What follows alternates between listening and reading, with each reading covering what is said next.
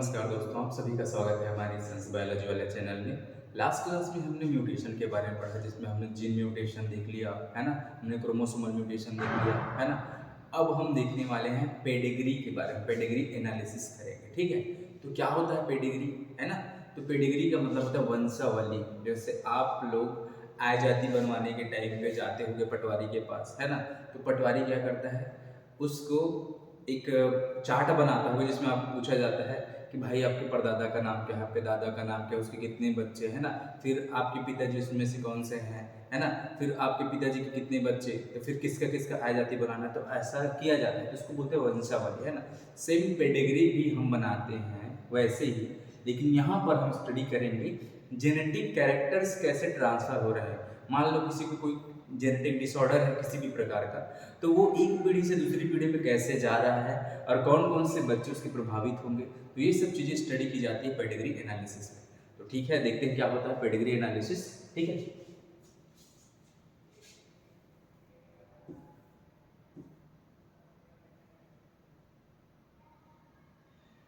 ये आप लोग के लिए एक सुविचार देखिए क्या है। लग चुकी है तलब मंजिल की, खुद को आग में झोंक देंगे, ठोकरें कहती हैं मारा जाएगा, फसलें कहते हैं देख लेंगे। ठीक है, और ये एपीजे अब्दुल कलाम जी की हुई ये बात है क्या। उम्र थका नहीं सकती, ठोकरें गिरा नहीं सकती, अगर जिद हो जीतने की तो हार भी हरा नहीं सकती। अगर आपने ठान लिया कि आपको जीतना है तो आपको हराने वाला पैदा नहीं हुआ, इतना मान लो।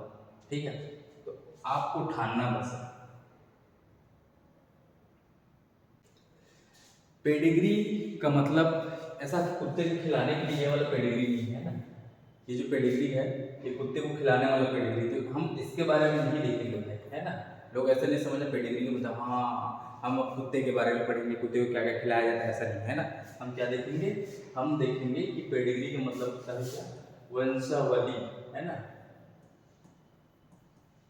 वंशावली मतलब एक जनरेशन से दूसरे जनरेशन में कैरेक्टर्स कैसे ट्रांसफर होते हैं, हम उसके बारे में देखते हैं। तो मेनली हम ये निकालते हैं पेडिग्री किस लिए, जेनेटिक डिसऑर्डर के लिए। किसके लिए, जेनेटिक डिसऑर्डर के लिए। ठीक है, आप लोग को समझ में आया क्या वंशावली क्या।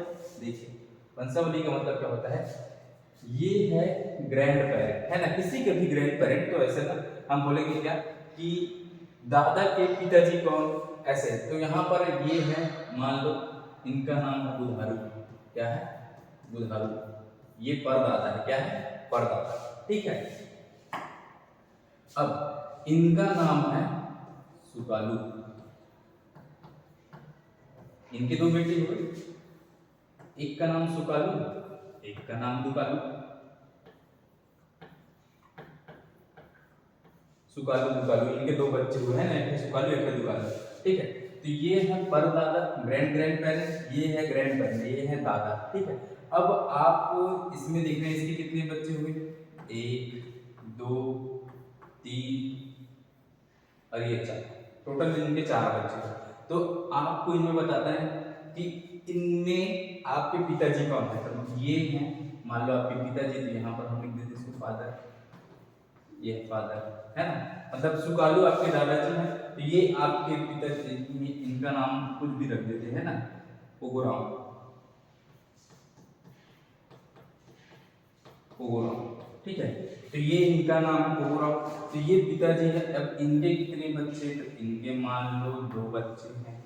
एक का नाम है क्या, ठेकुआ, एक का नाम है बेंगुआ। ठीक है, तो ऐसे क्या निकाला जाता है, एनालिसिस किया जाता है वंशावली का। किसका, वंशावली। ठीक है, तो आपको क्या ध्यान देना है कि हम पेडिग्री जब बायोलॉजी में पढ़ते हैं तो हम ऐसा नहीं देखते कि उदाहरण बेटा सुकालू इसके इसका आयत बनाना है, तो ऐसा ऐसा हम नहीं देखेंगे। ठीक है, तो हम क्या देखेंगे कि इसमें जेनेटिक डिसऑर्डर्स कैसे ट्रांसफर होते हैं। मान लो इनको किसी प्रकार का डिसीज है ना, तो इनके द्वारा इनके बच्चों में जाता है या नहीं, सबसे पहले ये देखना है। उसके बाद इनके द्वारा इनके कितने बच्चों में गया, या फिर एक बच्चे में दिखा या फिर दो बच्चों में, तो ऐसे आपको क्या देखना है, जेनेटिक डिसऑर्डर्स का पता लगाना है। ठीक है, तो यहाँ पर पेडिग्री में आपने क्या पढ़ा, genetic characters, mainly genetic characters, genetic characters कैसे ट्रांसफर होते हैं जनरेशन टू जनरेशन, आपको ये देखना है। ठीक है। तो मेनली हम इसमें देखेंगे डिसीज के बारे में, जेनेटिक डिसऑर्डर्स के बारे में, ठीक है। तो ये हम स्टडी करेंगे पेडिग्री एनालिसिस में। होप आप लोग को समझ में आ गया होगा, है ना। तो ऐसे जेनेटिक कैरेक्टर्स ट्रांसफर होंगे, इसके बारे में आपको पढ़ना है। क्लियर? चलिए देखते हैं। अब देखिए क्या होता है पेडिग्री एनालिसिस, सिंपल शब्दों में देखिए कि पेडिग्री एनालिसिस एक फैमिली ट्री है, फिर एक ऐसा चार्ट है जिसमें हम सिंबल्स एंड लाइंस यूज करते हैं। क्या यूज करते हैं? Symbols and line. क्यों शो कर रहा है भाई? क्या फालतू की जरूरत है क्या इसको शो करने के लिए? नहीं, हम यहाँ पर एक पर्सन की जेनेटिक फैमिली हिस्ट्री दिखाते हैं, है ना। यहाँ पर है ग्रैंड पेरेंट्स, इनके बच्चे, अब इन पेरेंट्स के ये बच्चे, तो ऐसे एक फैमिली ट्री बनाते हैं, है ना। ये देखिए ये क्या है, ऐसे ये सिंबल्स है, ये क्या है? सिंबल। ये मेल, ये फीमेल, ऐसे सिंबल्स का यूज करेंगे। और लाइंस इसलिए यूज करते हैं ताकि हम इसके पीछे रिलेशन दिखा सकें। एक लाइन खींचो, हो गया भाई शादी, है ना, हो गया दान वहां कल्याण, है ना। यहाँ से अब इनके बच्चे दिखाना है, यहाँ से ऐसे दिखाएंगे अपन बच्चे, ये इनके बच्चे, ये ऐसे इनके बच्चे दिखाना है, तो अपने को ऐसे इनसे निकालना पड़ेगा ऐसे। तो इनके 5 बच्चे हुए, कतई खतरनाक फैमिली, 5 बच्चे हैं, है ना, ठीक है। तो ये है 5 बच्चे, ठीक है।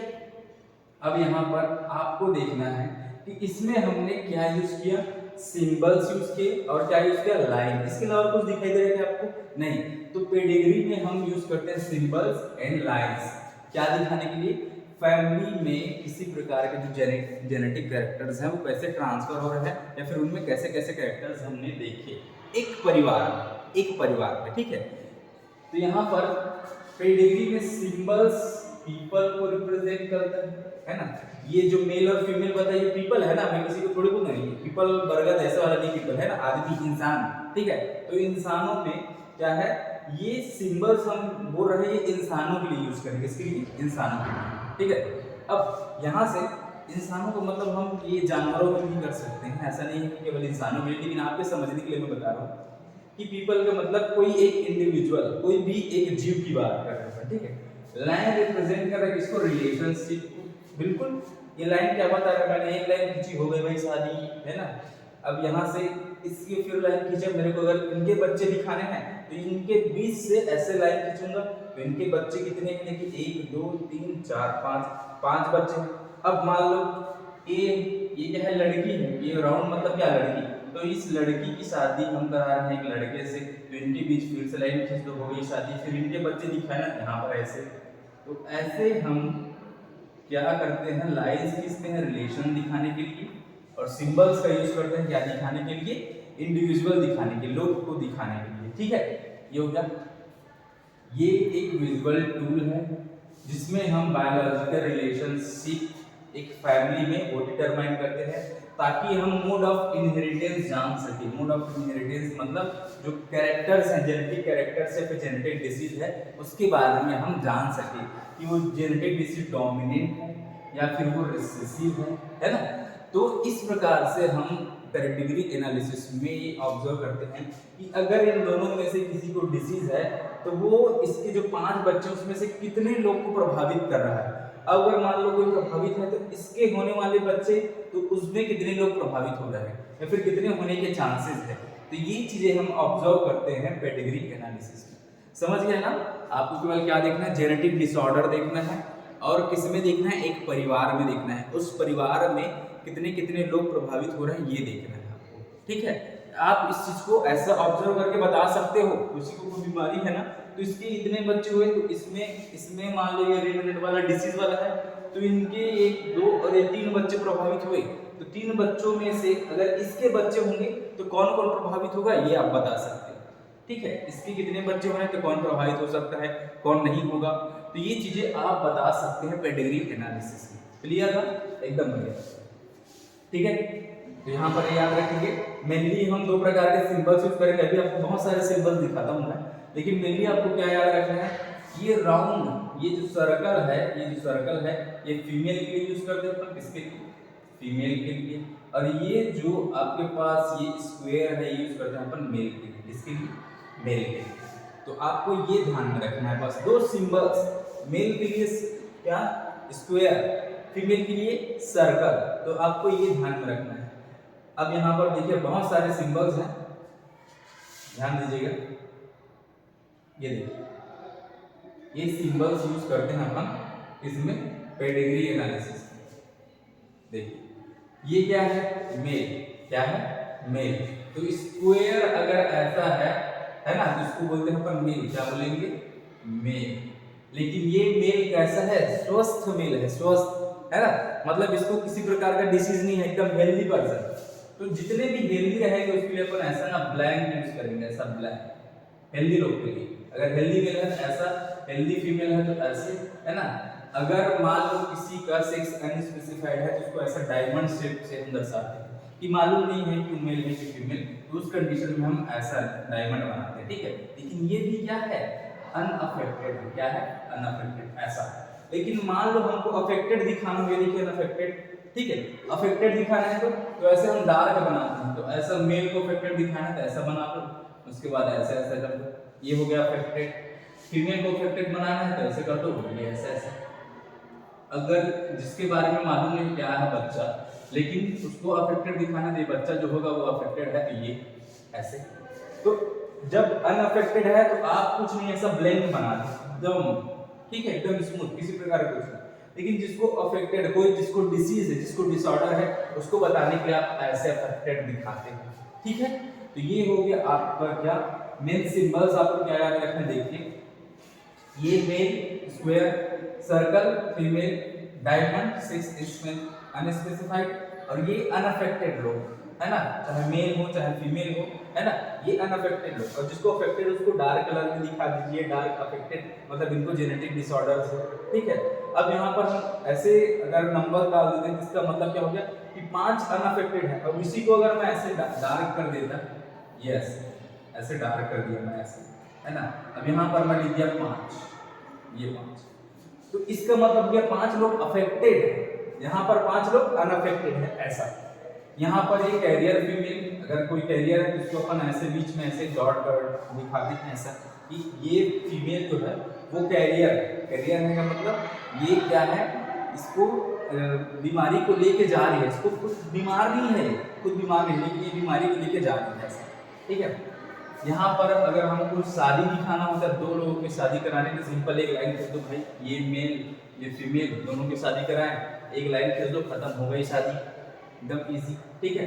तो ये हम दोनों के बीच अगर रिलेशन दिखाना है तो ऐसे लाइन खींच देते हैं, अगर दोनों की शादी करा रहे हैं।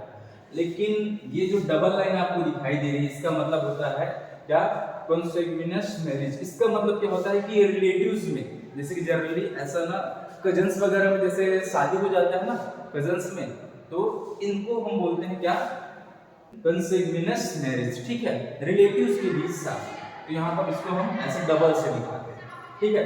अब इनके बच्चे, पेरेंट्स क्या है, अनअफेक्टेड है, लेकिन इसका बच्चा क्या है, अफेक्टेड है, इसको बीमारी है। तो यहाँ पर हम इसको ऐसे दिखा रहे हैं कि इनमें से कोई एक पेरेंट है जो क्या है, एक पेरेंट है जो कैरियर है, क्या है, कैरियर। अब इसके द्वारा ये जो बीमारी है इसके पास पहुंची है, तो ऐसे दिखाते हैं। अब किसी का डेथ हुआ है तो ये ऐसे दिखाते हैं, स्क्वायर। मान लो मेल की डेथ हो गई तो दूसरी लाइन खींच दो, फीमेल सर्कल तो यहाँ पर लाइन खींच दो, ऐसे सिंपल। तो ये सिंबल्स हैं, आपको थोड़ा सा ध्यान देना है, कुछ नहीं। यहाँ पर देखिए ये पेरेंट्स हैं और ये इनके बच्चे हैं, ठीक है।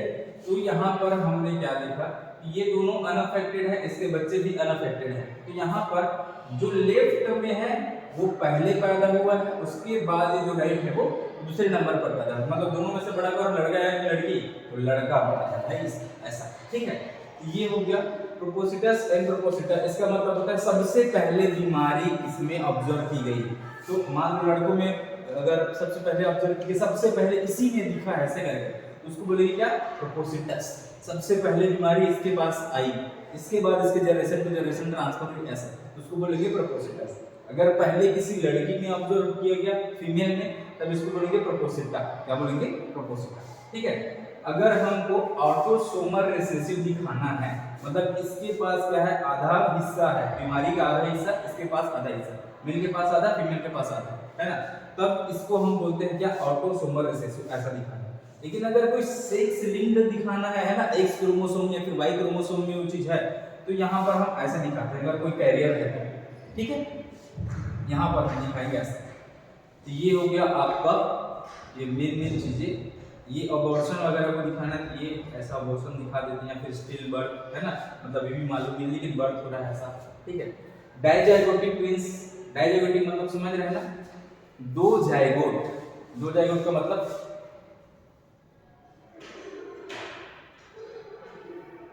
देखो डाइजाइगोटिक में क्या होता है कि यहाँ पर दो एग, ये क्या है एग, ये भी क्या है egg.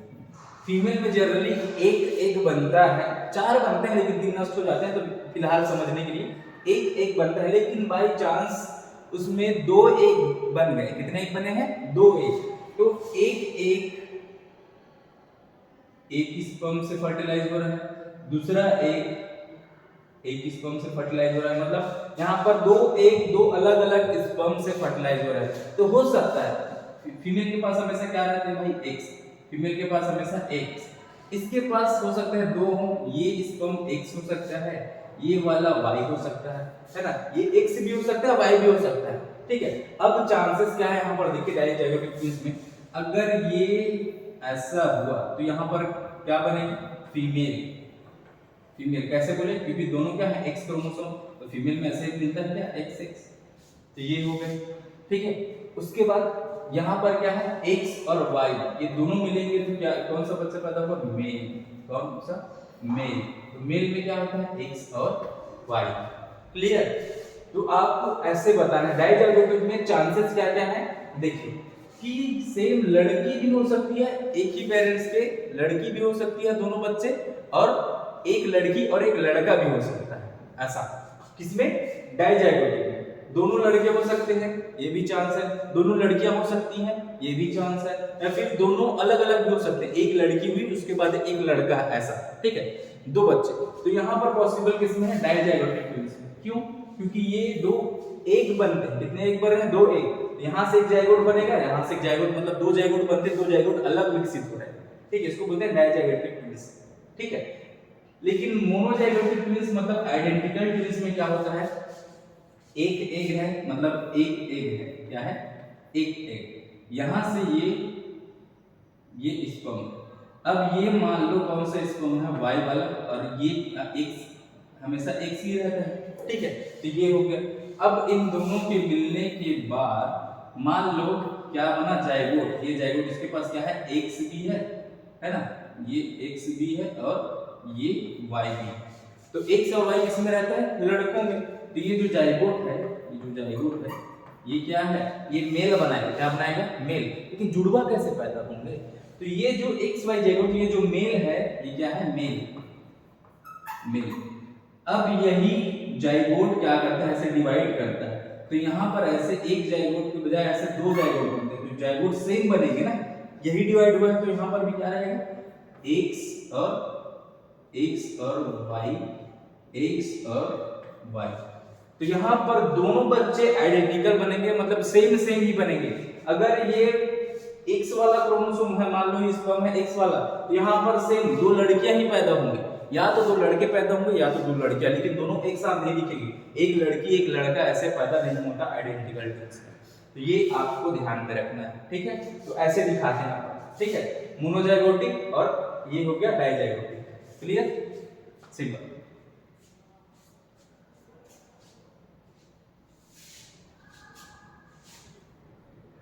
Importance of pedigree analysis. क्यों पढ़ रहे हैं आप पेडिग्री एनालिसिस? ध्यान से देखिए, क्यों पढ़ रहे हो पेडिग्री एनालिसिस? ताकि आप क्या जान सको। क्यों पढ़ रहे हो? ताकि आप जान सको किसी भी प्रकार का अगर डिसीज है ना, कोई भी प्रकार का डिसीज है, वो जनरेशन टू जनरेशन कैसे ट्रांसफर हो रहा है, ये आपको जानना है, इसलिए आप पढ़ रहे हैं। आप फालतू में नहीं पढ़ रहे हैं, तो इसको आपको जानना है, इसलिए आप पढ़ रहे हो। तो यहाँ क्या होता है, जो काउंसलर्स लोग होते हैं, किसी के पास जो जाते हैं, जो जेनेटिक काउंसलर होते हैं, वो लोग बताते हैं कि आपके पेरेंट्स में कितने लोग को डिसीज था, तो ये हो गया, इसके बाद इसके इतने बच्चे हैं जिसमें ये डिसीज हो सकता है, अब इनके जो और बच्चे होंगे उसमें किसमें किसमें डिसीज हो सकता है, तो ये कौन बताते हैं, काउंसलर्स। तो काउंसलर आप भी बन सकते हो अगर आप इसके बारे में अच्छे से स्टडी कर लिए तो, ठीक है, अच्छे से आप बता सकते हो किसमें किसमें ऐसा डिसीज होने का चांस है, ठीक है। तो ये ऐसे होता है। तो चिल्ड्रंस विद जेनेटिक डिफेक्ट्स है ना, जिसको जेनेटिक डिसऑर्डर है, मान लो हीमोफीलिया है, पीकेयू है, थैलेसीमिया, सिकल सेल एनीमिया है, तो ये सब मान लो डिसीज है, तो ये एक जनरेशन से दूसरे जनरेशन कैसे ट्रांसफर होगी ये आप बता सकते हो किसकी सहायता से, पेडिग्री की सहायता से, ठीक है। इसमें क्या होता है, इंडिकेट करता है ओरिजिन ऑफ ट्रेट कि सबसे पहले बीमारी किसमें दिखाई, ठीक है, सबसे पहले ओरिजिन हुआ किसमें, सबसे पहले बीमारी दिखाई किसमें, वो आप बता सकते हो सबसे पहले ऑब्जर्व किसमें हुआ, ठीक है। जैसे कि यहाँ पर देखिए क्या है, haemophilia appeared in queen Victoria and spread royal families of Europe through marriages. यहाँ पर क्या बोल रहा है, ये जो विक्टोरिया रानी है ना, यूरोप की महारानी, ठीक है, तो इनके क्या है जो बच्चे थे इनमें ऐसा डिसीज देखने को मिला था, इनका जो बेटा हुआ, इनका जो सन हुआ, ये सन बॉय, ठीक है, अब इनमें हीमोफीलिया डिजीज ऑब्जर्व किया गया है ना, इनको क्या था, हीमोफीलिया,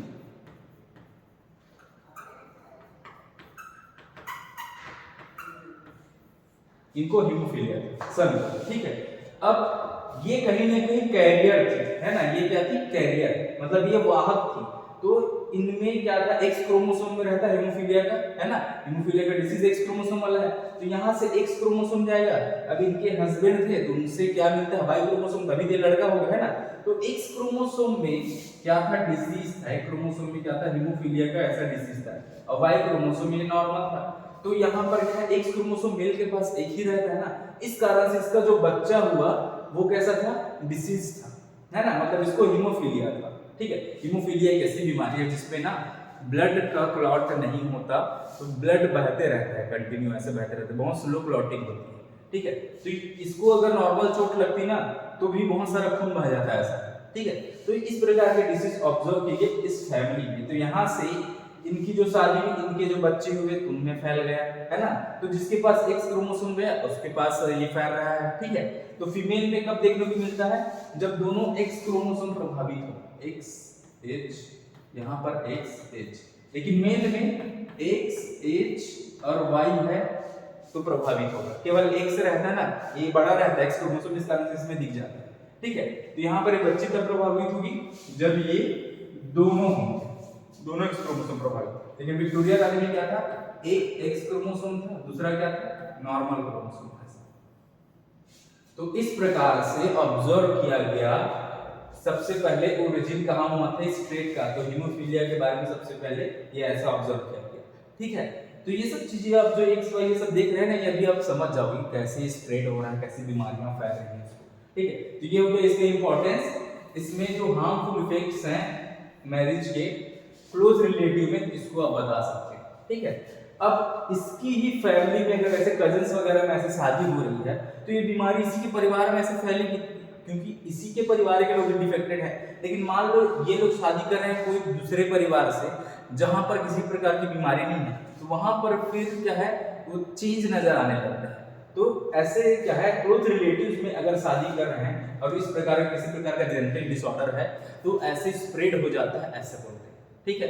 तो इस प्रकार से ये होता है, इसी कारण तो ऐसा बोलते हैं ना कि सेम कास्ट में ऐसे शादी नहीं करनी चाहिए, जैसे गोत्र वगैरह समझते हैं ना, तो ऐसे ना जैसे सेम गोत्र के लोग ना शादी नहीं करते, है ना, क्यों, क्योंकि ये सब मालूम है, ये सब क्या है, पुराने जमाने से चला आ रहा है ना, कि ये लोग शादी क्यों नहीं कर रहे हैं, क्योंकि अगर किसी प्रकार का डिसीज है उस फैमिली में तो उसी गोत्र है, मतलब सेम फैमिली से बिलोंग करते हैं वो लोग, तो वो लोग क्या है, ऐसे जो डिसीज लोग हैं वो ऐसे फिर फैल जाएंगे, वो बीमारियां ऐसे फैल जाएंगी। तो कभी भी सेम गोत्र में ऐसे शादी नहीं होता, अलग अलग गोत्र में ऐसे शादी करते हैं, ठीक है। तो ये हो गया आपका इंपॉर्टेंस, ठीक है।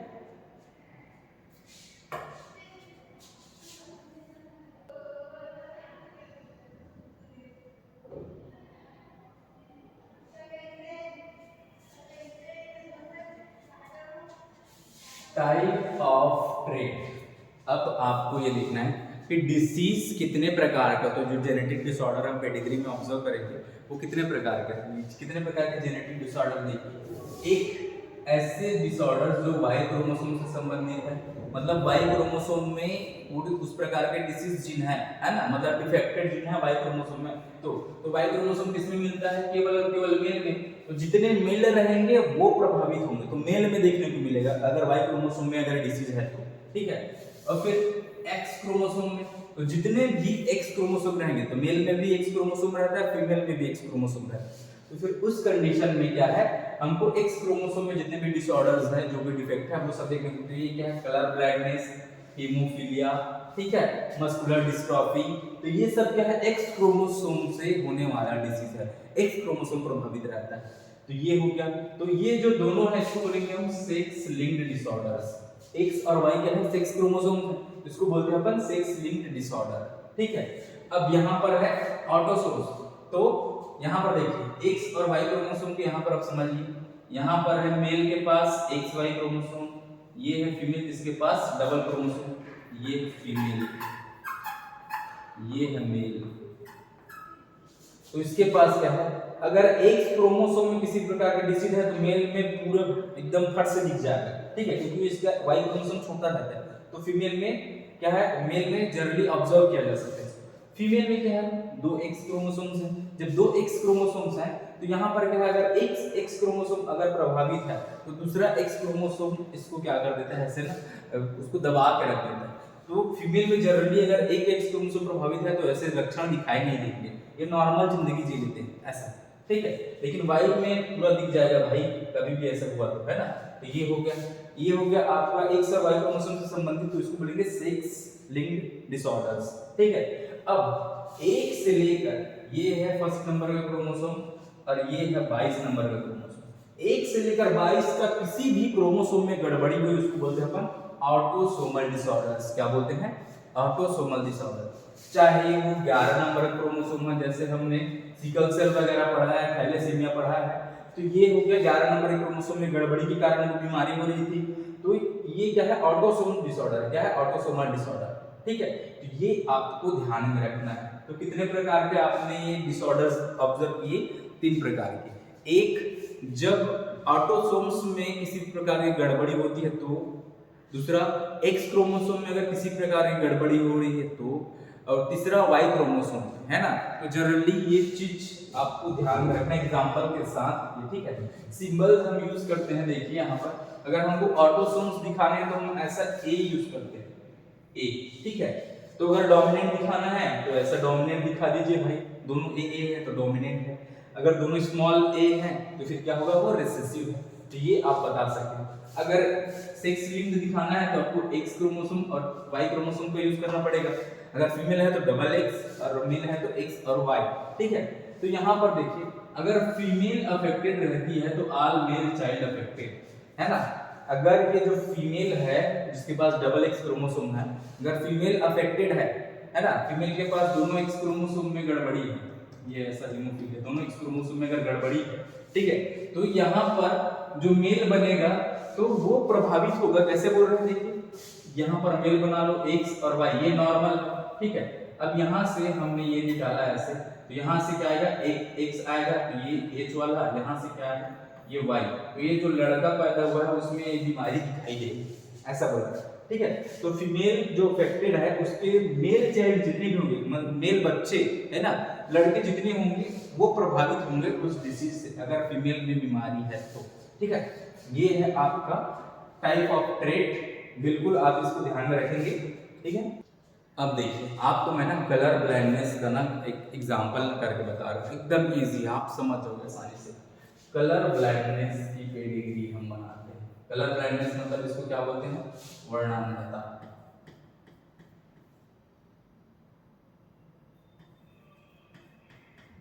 वर्णांधता, ठीक है, ये है वर्णांधता, कलर ब्लाइंडनेस, है ना। तो कलर ब्लाइंडनेस में क्या होता है? जो इंसान इस कलर ब्लाइंडनेस से पीड़ित है वो ऐसे ग्रीन और रेड कलर में ऐसे ना वो डिफरेंशिएट नहीं कर पाता। तो ये हम देखते हैं कि कलर ब्लाइंडनेस अगर किसी को है तो कैसे एक जनरेशन से दूसरे जनरेशन में ट्रांसफर हो सकता है। ध्यान दीजिए, ये है मेल, क्या है? मेल। मेल के पास क्या क्रोमोसोम रहता है? सबसे पहले कलर ब्लाइंडनेस क्या है?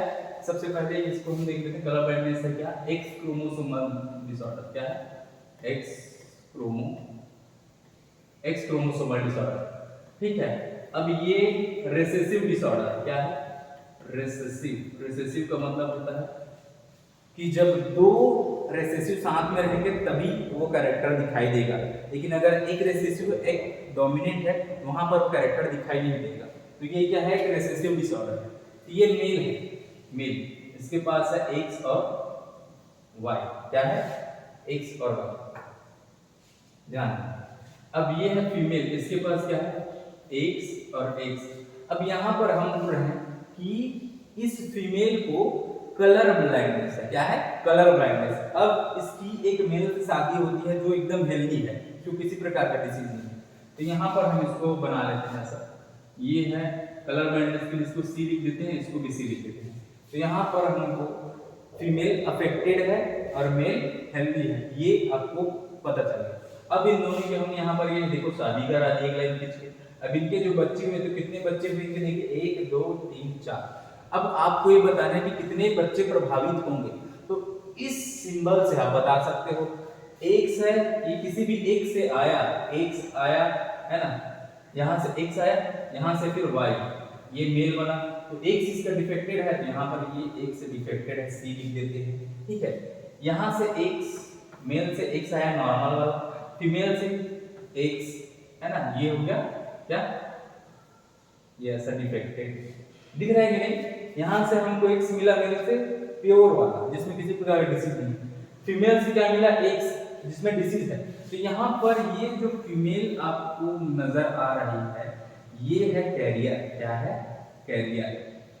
क्योंकि इसको हम कैरियर क्यों बोल रहे हैं? इसको हम नॉर्मल बोल देंगे, क्या बोलेंगे? नॉर्मल। ये बच्ची नॉर्मल है, इसमें ये डिसीज नहीं दिखाई देता। देखिए ये क्या है? रिसेसिव डिसऑर्डर है। अगर ये एक्स क्रोमोसोम भी अगर ऐसा रहता है ना डिफेक्टेड, तब इसको बीमारी होती, जैसे इसकी मम्मी को है साथ। लेकिन यहाँ पर इसकी शादी हमने नॉर्मल से कराया है, तो उस कंडीशन में क्या होगा?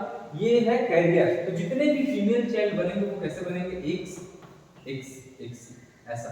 तो जितने भी फीमेल चाइल्ड बनेंगे वो क्या रहेंगे? कैरियर, कैरियर, है ना। कैरियर लिख रहे हैं मतलब ये बच्चे नॉर्मल रहेंगे, इसको बीमारी नहीं है, लेकिन बीमारी का जीन लेके जा रहे हैं। अगली पीढ़ी में इनसे बीमार बच्चे पैदा हो सकते हैं, बिल्कुल, है ना। ये एक अगर एक वाई क्रोमोसोम से अगर मिल गया, जैसे यहाँ पर है ना, तो वैसे ही वहां पर वो बीमार बच्चे पैदा होंगे, इसलिए इसको हम बोल रहे हैं क्या? कैरियर। ये भले ही क्या रहेंगे? नॉर्मल, लेकिन ये बीमारी को लेके जा रहे हैं, ठीक है, इसलिए इनको बोल रहे हैं कैरियर। अब इसका जो मेल चाइल्ड है वो क्या है? अफेक्टेड। तो बिल्कुल यहाँ से ये क्या है? एक्स क्रोमोसोम वाला, तो ये डिफेक्टेड है, वाई क्रोमोसोम आएगा, ये एक्स, यहाँ से हमने वाई, तो ये एक्स क्या है? डिसीज वाला। जितने भी मेल बच्चे रहेंगे इसके, जब फीमेल डिफेक्टेड है तो जितने भी लड़के पैदा हो जाए 5 10 15 जितने भी, तो सब के सब लड़के क्या रहेंगे? कलर ब्लाइंड रहेंगे, क्या रहेंगे? कलर ब्लाइंड, अगर फीमेल अफेक्टेड है तो। क्लियर? समझ गए ना? एकदम। अब हमने क्या किया, ये जो लड़का है जो क्या है? अफेक्टेड है, इसको कलर ब्लाइंड है, क्या है? Colour blind. जहां ये ऐसा आप देख रहे हैं ना, जितने भी लड़के ऐसे रेड में जिसको बीमारी है उसको हम ऐसे रेड में दिखा रहे हैं ना, लड़के हो चाहे लड़कियां, उसको रेड में दिखा रहे हैं, ध्यान दीजिए, ये अफेक्टेड है, ठीक है। अब यहाँ पर इसकी हम शादी करा रहे हैं हेल्दी से, तो ये एक्स वाई है, और इसको हम एक हेल्दी पर्सन से इसकी शादी करा रहे हैं, जिसको किसी भी प्रकार का डिसीज नहीं है, ये लड़का और ये लड़की। अब इन दोनों की हमने शादी करा दी, लो भाई हो गया शादी। अब इसके जो बच्चे हुए तो इसमें दो बच्चे हुए हैं ना, एक लड़का और एक लड़की। तो इसके चांसेस क्या है? देखिए इसके ये जो वाई क्रोमोसोम है इसमें डिसीज है क्या? नहीं, तो वाई का वाई लिख दो। ये तो प्योर है, मतलब यहाँ पर क्या रहेगा? Normal x chromosome. तो आप ध्यान देंगे कि जितने भी लड़के पैदा होंगे, क्योंकि यहाँ पर बीमारी किसको है? मेल को, तो जब लड़का पैदा हुआ तो ये क्या है? एक्स क्रोमोसोम वाला डिसऑर्डर है, वाई जाता है, लड़का पैदा होता है तो वाई क्रोमोसोम आएगा इधर से एक्स। तो जितने भी लड़के पैदा होंगे सारे के सारे नॉर्मल रहेंगे, किसी भी प्रकार का डिसीज नहीं है इसमें, ठीक है। यहाँ पर इस कंडीशन में कलर ब्लाइंडनेस। अब जो लड़की पैदा हुई उसमें क्या है कि यहाँ से हमको एक्स मिला ठीक वाला, यहाँ से एक्स मिला वो भी कैसा वाला? ये ऐसा डिसीज वाला। तो यहाँ पर ये जो फीमेल है फिर ये क्या हो गई भाई? कैरियर। कैरियर नॉर्मल रहेगी लेकिन कैरियर है। इसकी अगर हम शादी कराएंगे बाद में तो इससे अफेक्टेड बच्चे पैदा होंगे, बिल्कुल, ठीक है। तो यहाँ पर आप देख सकते हैं क्या है, एक अफेक्टेड मेल की शादी नॉर्मल से कराया, तो हमको जितनी भी लड़कियां पैदा हो रही हैं यहाँ पर वो क्या है, सारे के सारे अफेक्टेड कैरियर। क्या है, कैरियर। क्या है, कैरियर। अब हम क्या करें नेक्स्ट, इस कैरियर की शादी हमने एक अफेक्टेड से कराया है, तो ये X और ये है C, यहाँ पर है Y। ठीक है, इस कैरियर की शादी हमने एक अफेक्टेड से करा दी। अब क्या होगा देखिए, एक एक्स क्रोमोसोम आया, तो मान लो वो है एक्स क्रोमोसोम में मेल में है, तो फीमेल में क्या है, ये एक्स क्रोमोसोम ऐसा सी, ऐसा अफेक्टेड वाला है, वहां से क्या है, मेल से वाई क्रोमोसोम आया। ठीक है, दूसरा मेल, इसके पास एक्स क्रोमोसोम आया फीमेल का, ये नॉर्मल वाला है ना, फिर ये क्या है, यहाँ से वाई आ गया, तो यहाँ पर ऐसे ये वाई लिख दिया। तो ये जो बच्चा है, दो लड़के पैदा हुए, तो इसके चांसेस क्या है, दो लड़कों में बीमारी होने के 50%। कि कौन सा क्रोमोसोम आ रहा है, इसके पास कैरियर वाला क्रोमोसोम आ गया, तो यहाँ पर हमको बीमारी दिखाई दे रही है लड़के में, लेकिन इसके पास नॉर्मल क्रोमोसोम आया तो इसमें हमको दिखाई नहीं दे रहा है बीमारी। मतलब यहाँ पर लड़कों में बीमारी होने का चांस क्या है, 50-50%। वो भी एक्स क्रोमोसोम के ऊपर डिपेंड करते हैं कौन सा एक्स क्रोमोसोम आ रहा है। ठीक है, अफेक्टेड वाला आ रहा है कि नॉर्मल आ रहा है उस कंडीशन में। ठीक है, लेकिन लड़कियां क्या होंगी, देखिए एक एक्स क्रोमोसोम आ रहा है मदर से, तो ये नॉर्मल वाला आ रहा है, नॉर्मल नहीं, पहले में डिसीज वाला है, तो ये एक्स क्रोमोसोम है, ये डिसीज वाला फीमेल से आएगा। यहाँ से एक्स क्रोमोसोम आएगा, तो ये भी क्या है, डिसीज वाला। तो यहाँ पर ये जो बच्ची है, ये जो फीमेल है, ये अफेक्टेड हो जाएगी, क्योंकि इसके पास दोनों क्या आ गए, फिर डिसीज वाले क्रोमोसोम आ गए, तो ये अफेक्टेड है। इसके पास फिर क्या है, यहाँ से एक्स क्रोमोसोम, ये नॉर्मल वाला आ गया, यहाँ से एक्स क्रोमोसोम, ये डिसीज वाला, तो यहाँ पर एक एक्स क्रोमोसोम बस प्रभावित है, तो यहाँ पर ये क्या हो जाएगी, कैरियर। कैरियर एकदम इजी, आप लोग एकदम इजीली समझ रहे हो, देख रहे हैं ना कि अगर हम एक अफेक्टेड फीमेल की शादी कराएंगे तो जितने भी मेल बच्चे रहेंगे वो सारे के सारे क्या रहेंगे, अफेक्टेड। अफेक्टेड क्या रहेंगे, अफेक्टेड। अफेक्टेड, अफेक्टेड मतलब जिसको बीमारी है। ठीक है, अफेक्टेड रहेंगे। अब जितने भी फीमेल बच्चे होंगे वो सारे के सारे क्या रहेंगे, कैरियर रहेंगे। क्या रहेंगे, कैरियर। लड़कियों में बीमारी दिखाई नहीं देगी, लेकिन इनके पास बीमारी को एक जनरेशन से दूसरे जनरेशन में पहुंचाने की क्षमता है, क्योंकि इसके पास डिफेक्टेड क्रोमोसोम आ गया। तो ये हो गया आपके लिए कैरियर। अब अगर हम इस एक मेल की शादी करा रहे हैं अफेक्टेड मेल की एक नॉर्मल महिला से, वहां पर क्या होगा कि जहां यहाँ क्या है, एक मेल पैदा हुआ, जितने भी मेल होंगे यहाँ पर वो सारे के सारे क्या रहेंगे, नॉर्मल। अब जितने भी फीमेल पैदा होंगे वो क्या है, कैरियर। क्या, कैरियर। तो यहाँ पर 50% चांस है बीमारी का कि अगर लड़के हुए तो उसमें सारे के सारे नॉर्मल होंगे, जितनी भी लड़कियां हैं उसमें सारे के सारे कैरियर। मतलब इस कंडीशन में जब एक अफेक्टेड मेल की नॉर्मल से शादी करा रहे हैं तो किसी को बीमारी नहीं है, यहाँ पर सबके सब नॉर्मल बच्चे पैदा हो रहे हैं, देख रहे हैं, नॉर्मल। क्योंकि यहाँ पर मेल बच्चे क्या है, इनको किसी प्रकार की बीमारी नहीं है। फीमेल बच्चे क्या है, कैरियर है, तो कैरियर है तो उसमें बीमारी दिखाई नहीं देता है ना। ये भले बाद में बीमारी पहुंचा सकते हैं, कब, जब इसकी ऐसे शादी होगी तब। मान लो कैरियर से हो रही चाहे अफेक्टेड से हो रही, उस कंडीशन में ऐसे यहाँ पर देखिए, अगर हम इसकी शादी अफेक्टेड से करा रहे हैं तो यहाँ पर 50% बॉयज बीमारी से ग्रस्त रहेंगे, 50% बच्चे। देखिए ये दोनों क्या है, 100% दोनों बॉयज को मिला के, लड़कों को मिला के, है ना। अब इसमें से 50% बच्चे बीमारी से ग्रस्त है, 50% क्या है, स्वस्थ। तो ये कंडीशन आपको ऐसे देखिए, तो यहाँ पर भी क्या है कि 50% नॉर्मल है, भले ही वो कैरियर है लेकिन नॉर्मल है। अब 50% क्या है, बीमारी से ग्रस्त लड़कियां। तो ये चांसेस। तो पेडिग्री में आपको क्या पता चला, पेडिग्री एनालिसिस में क्या पता चला कि कोई जेनेटिक डिसऑर्डर किस प्रकार से एक जनरेशन से दूसरे जनरेशन, दूसरे से तीसरे जनरेशन कैसे ट्रांसफर हो रहा है और कौन कौन इससे प्रभावित हो सकता है। अब ये जो नॉर्मल बच्चे, इसकी शादी अगर एक नॉर्मल फीमेल से कराएंगे ऐसे, तो इसके बच्चे क्या रहेंगे, सारे के सारे नॉर्मल रहेंगे। लेकिन इसकी शादी अगर हम करा रहे हैं किसी नॉर्मल महिला से, किसी नॉर्मल महिला से, तो उस कंडीशन में क्या है कि जो फीमेल है वो क्या रहेगी, कैरियर रहेगी, है ना। तो ये चीज आपको क्या है, ऑब्जर्व करना है, ये चीज आपको ऑब्जर्व करना है, सब कुछ बना के देखना है। कोई भी बीमारी का आप बना सकते हो, लेकिन आपको मालूम होना चाहिए वो कौन सी बीमारी है। क्या वो एक्स लिंक्ड डिसऑर्डर है या फिर वो ऑटोसोमल डिसऑर्डर है, जैसे डाउन सिंड्रोम, पटाउ सिंड्रोम, है ना। ये सब क्या है, ऑटोसोमल डिसऑर्डर्स है। तो ये सब अगर आपको मालूम है कौन सा क्रोमोसोम है, कौन सा डोमिनेंट, कौन सा रिसेसिव, उस कंडीशन में आप ऐसे बना सकते हैं। ये है आपका कलर ब्लाइंडनेस का बिल्कुल इसको आप ध्यान दीजिएगा, ठीक है।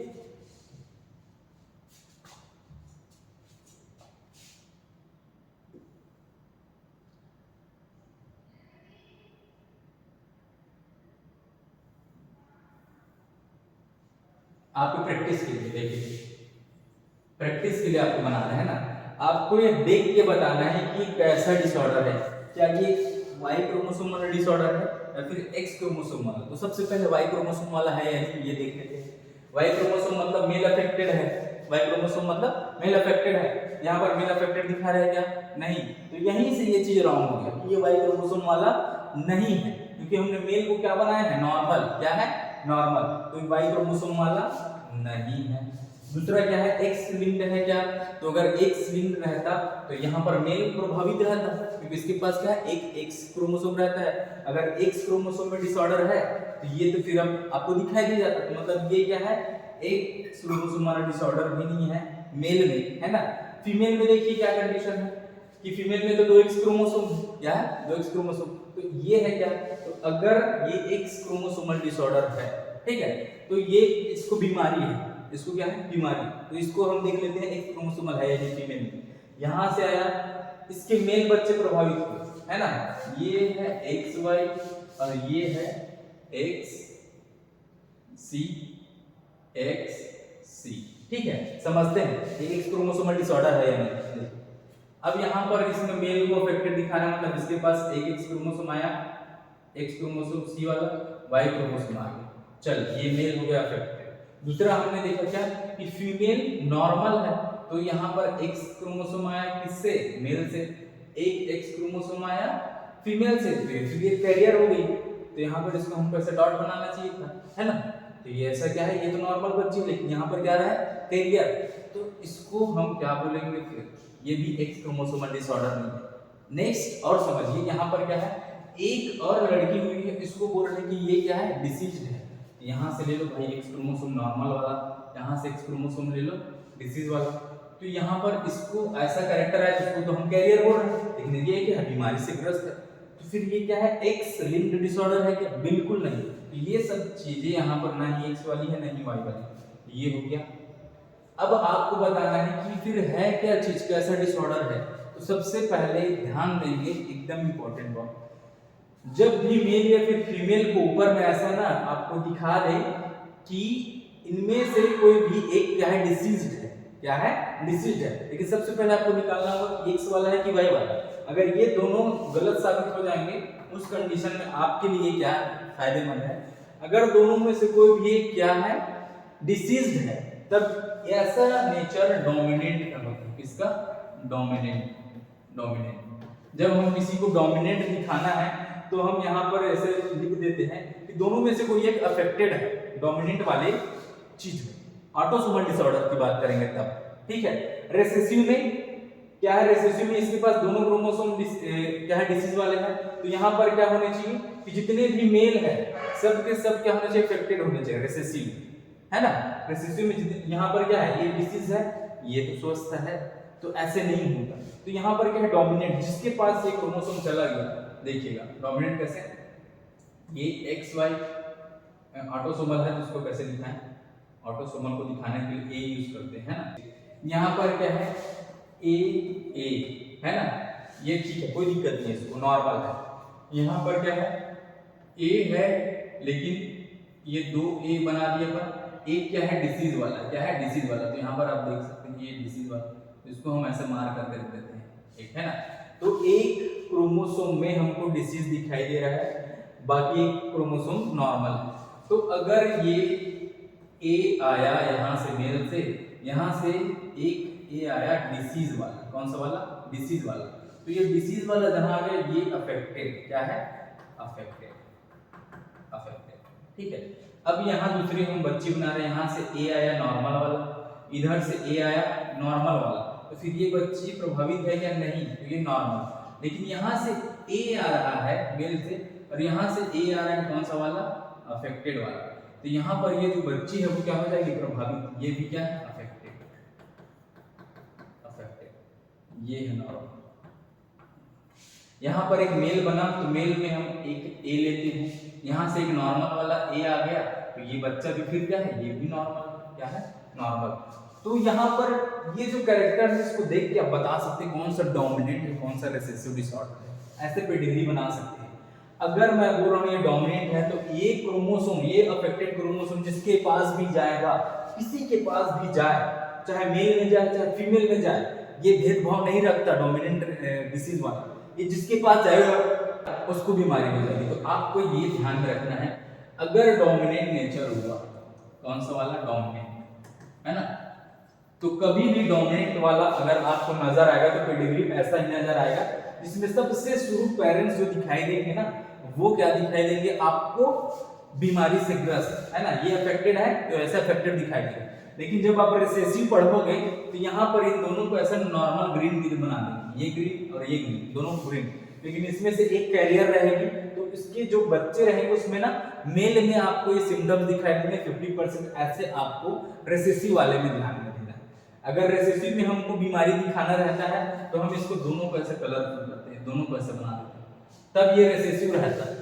अगर एक ही में रहता है और उसको बोल रहे हैं रिसेसिव तो इसमें बीमारी हमको दिखाई नहीं देता, ठीक है। तो ऐसा चीज है, आपको ध्यान में क्या रखना है, डोमिनेंट में केवल आपको एक क्रोमोसोम में गड़बड़ी हुई और वो क्रोमोसोम किसी के पास भी जाए, चाहे मेल के पास जाए चाहे फीमेल के पास, उसमें बीमारी के लक्षण दिखाई देंगे ही देंगे, ठीक है। ये हो गया आपका क्या, ऑटोसोमल डिसऑर्डर। तो कौन सा है ये, डोमिनेंट वाला, कैसा है, डोमिनेंट, ये आप ध्यान रखेंगे। ऐसा कोई भी चार्ट दे आप बना सकते हैं, बिल्कुल देखिए, ठीक है, इजी। तो फिर अगर आपको लेक्चर पसंद आए तो बिल्कुल उसको लाइक कीजिए, सब्सक्राइब कीजिए और फिर मिलते हैं आपको नेक्स्ट क्लास में। Thank you.